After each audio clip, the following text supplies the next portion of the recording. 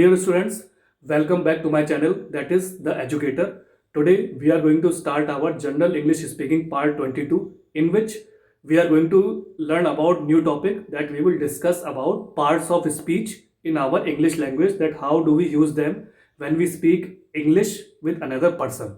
So let's start our General English Speaking Part 22.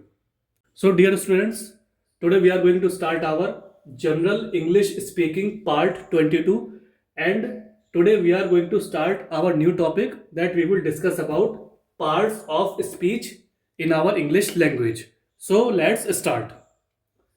Parts of speech मतलब ऐसे जो हमारे उच्चारण के जो सेंटेंस हम अंग्रेजी के जो वाक्य होते हैं जब उसका हम उच्चारण करते हैं तो उसके लिए हमें किस प्रकार के पार्ट्स यानी उसके जो भाग होते हैं उनकी हमें आवश्यकता पड़ती है।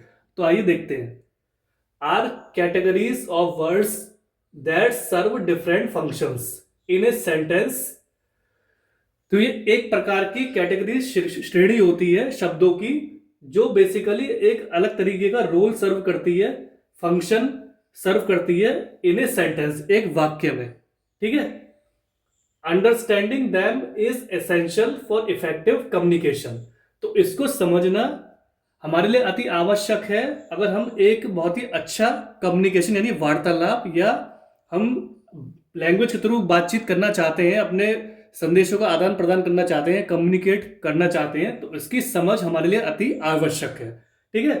Are categories of words that serve different functions.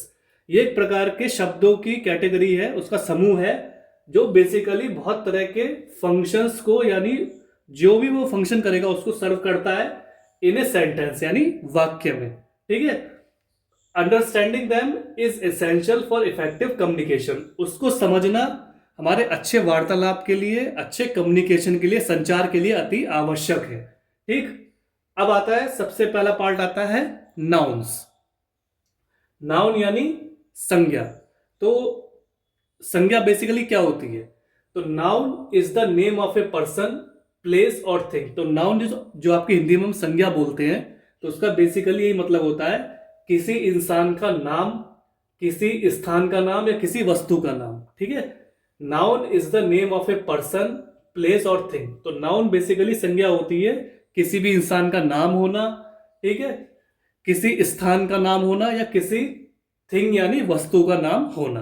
ठीक है। Example Ram, Sita, Delhi, pen, table, bus etcetera. तो राम क्या है? एक लड़के का नाम है। सिमिलरली सीता क्या है? एक लड़की का नाम है। दिल्ली क्या है? एक सिटी यानी शहर का नाम है। पेन क्या हो गया? एक लिखने की वस्तु है, तो पेन को हम पेन से डिनोट करते हैं। ठीक है। टेबल क्या हो गया? एक ऐसी वस्तु जिसपे हम बैठ के अपना काम करते हैं या कोई सामान उसके ऊपर हम रखते हैं। ठीक है। बस क्या हो गया? बस आपका एक नाउन हो गया क्योंकि बस एक 4 व्हीलर है जो बेसिकली आपको हेल्प करता है एक प्लेस से दूसरी जगह आपके डेस्टिनेशन, सोर्स से लेके डेस्टिनेशन तक जाने के लिए। ठीक है। तो राम, सीता आपके नाउन यानी संज्ञा हो गए, दिल्ली आपका संज्ञा है, ठीक, नाउन हो गया, पेन, टेबल, बस आपके नाउन यानी संज्ञा हो गए। अब आते हैं स्टूडेंट्स नाउन, उसकी नेचर और उसके एग्जाम्पल के साथ। नाउन कई प्रकार के होते हैं, अब हम उसको समझने का प्रयास करेंगे। पहला आता है प्रॉपर नाउन यानी बिल्कुल संपूर्ण तरीके का नाउन जो बिल्कुल प्रॉपर तरीके से संज्ञा को हम यूज करते हैं। ठीक है। नेचर, इसकी प्रकृति क्या होगी? It denotes one particular place और थिंग। तो ये क्या करता है? बेसिकली एक पर्टिकुलर प्लेस को यानी स्थान को या कोई वस्तु को डिनोट करता है। ठीक है। इसके एग्जाम्पल्स हो गए चांद, कैलकाटा, इंडिया, द गंगा। तो चांद क्या हो गया? एक पर्टिकुलर लड़के का नाम हो गया, है ना, चांद। कैलकाटा क्या है? एक पर्टिकुलर सिटी का नाम है यानी एक शहर का नाम आपका कैलकाटा हो गया। इंडिया क्या है? तो इंडिया एक पर्टिकुलर कंट्री है, आपका देश है, तो उसका नाम क्या हो गया? इंडिया। तो गंगा क्या हो गया? द गंगा, ये एक पर्टिकुलर नदी का नाम है ना। तो ये प्रॉपर नाउन हो गया क्योंकि एक नदी एक ही है गंगा जिसका नाम हम गंगा बोलते हैं। ठीक है। तो प्रॉपर नाउन में क्या हो गया कि हम उसको, उस नाउन को, संज्ञा को प्रॉपर तरीके से उसी के नाम से संबोधित करेंगे। It denotes one particular place और थिंग। तो ये एक ही पर्टिकुलर जो प्लेस है, जो स्थान है या कोई वस्तु है उसको डिनोट करता है। तो जैसे मैंने आपको बताया चांद एक नाम है एक पर्टिकुलर लड़के का, कैलकाटा एक पर्टिकुलर शहर है उसी का नाम कैलकाटा है। इंडिया एक ही कंट्री है, हमारा देश एक ही कंट्री है इंडिया, तो हम उसको इंडिया बोलते हैं। गंगा नदी भी एक ही है तो हम उसको गंगा के नाम से डिनोट करते हैं। Similarly now we will move to another noun जिसका नाम है कॉमन नाउन। तो कॉमन क्या होता है?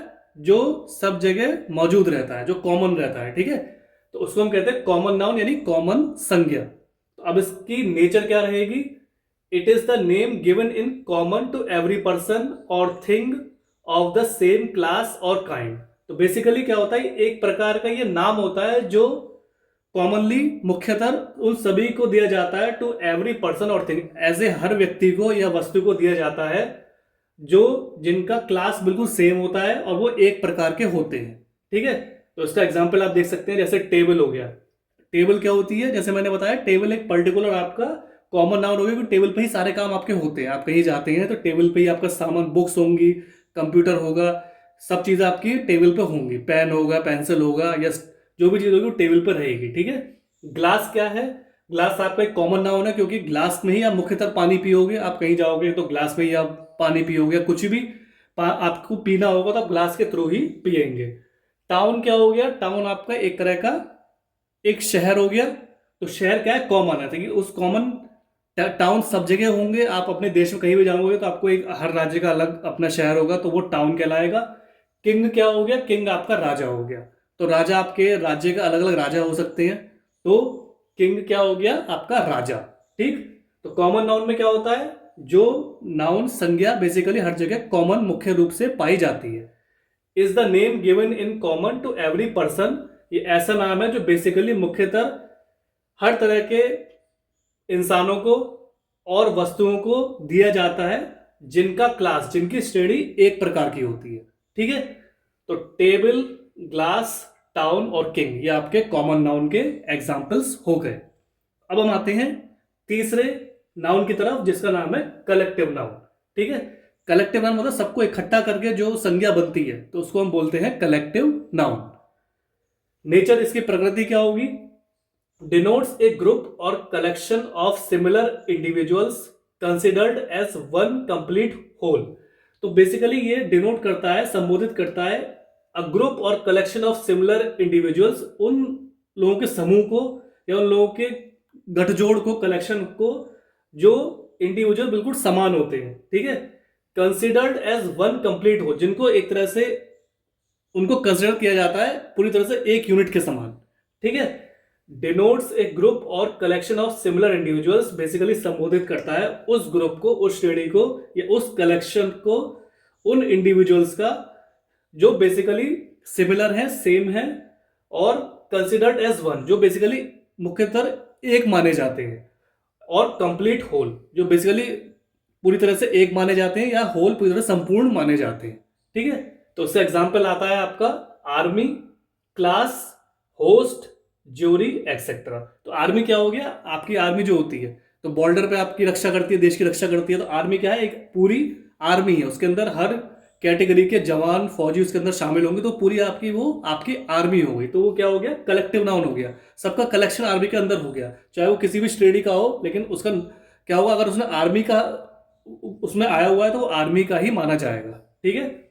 क्लास, क्लास क्या होती है? आपकी कक्षा। तो कक्षा में क्या होता है? कलेक्टिव नाउन हो गया एक मुख्य तरह से कलेक्टिव संज्ञा हो गई, क्योंकि क्लास में हर प्रकार का छात्र आएगा, ठीक है, हर जगह से आएगा, तो उसी मुख्यतः उसी क्लास में बैठेगा जिसमें उसे पढ़ाई करनी है, तो वो कहलाती है क्लास, ठीक है। फिर आता है आपका होस्ट ज्यूरी। होस्ट ज्यूरी मतलब जो आपको होस्ट कर रहा है, जो आपके जजेस हैं, जो ज्यूरी है, जो होस्ट ज्यूरी है, तो आपको जो किसी प्रोग्राम में वो गया, वो प्रोग्राम मुख्यतः उसी तरह का है, तो उसी तरह की जो जज वहां पे होंगे, वही जज वहां बैठेंगे, आपको होस्ट करेंगे या आपको जज करेंगे, ठीक है। आर्मी, क्लास, होस्ट और jury etcetera are the examples of collective noun. So students, this was the general English speaking part 22, in which I tried to explain you about parts of speech with definition and with examples of noun etc. So noun we are going to continue in next class also. So try to understand it, practice it in your spare time, and try to talk with your friends, relatives, neighbors etc. And ultimately what will happen? Your confidence will boost up, your personality will groom, and ultimately you will become a perfect and fluent English speaker in front of another person. So thanks for a valuable and precious time. Have a nice day.